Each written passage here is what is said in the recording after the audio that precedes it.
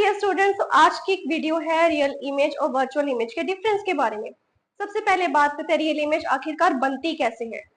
जब भी रेस को मिरर के ऊपर इंसिडेंट किया जाता है तो वो जो रेस है मिरर से रिफ्लेक्ट होके, और अगर लेंस की बात हो रही है तो लेंस से रिफ्रैक्ट होके वो एक्चुअली में इंटरसेक्ट करती हैं, और उस इंटरसेक्शन से जो इमेज बन रही है वो रियल इमेज होती है। अब बात आती है वर्चुअल इमेज कैसे बनती है।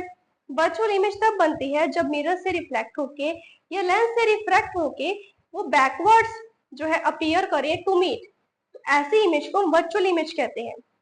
जो रियल इमेज है उसको हम स्क्रीन के ऊपर देख सकते हैं, यानी कि वो मिरर के अंदर नहीं दिखेगी इमेज। उसको अगर आप मिरर के सामने एक स्क्रीन रखो उसमें आपको वो रियल इमेज दिखाई देगी। वो यूजली क्या होती है, इन्वर्टेड होती है और हल्की सी साइज में बड़ी भी होती है।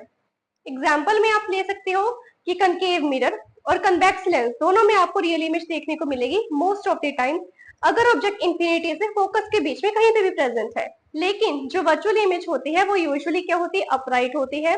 ये हमेशा कन्वेक्स मिरर और कनकेव लेंस में देखने को मिलेगी, और ये कभी भी स्क्रीन के ऊपर ऑब्टेन नहीं होगी, यानी कि इमेज आपको मिरर के ऊपर ही देखने को मिलेगी। इसी कारण जो कन्वेक्स मिरर होता है वो व्हीकल्स में यूज हो रहा है, और जो कनकेव मिरर हो रहा है वो सलोन्स में यूज हो रहा है, क्योंकि सलोन्स में जो इमेज आएगी वो थोड़ी मैग्नीफाइड आएगी, और जो कन्वेक्स मिरर में यानी कि हेडलाइट्स में जो मिरर लगा है उसमें जो इमेज आएगी वो थोड़ी सी जो है छोटी आएगी, ठीक है, थोड़ी सी डिमिनिश्ड आएगी।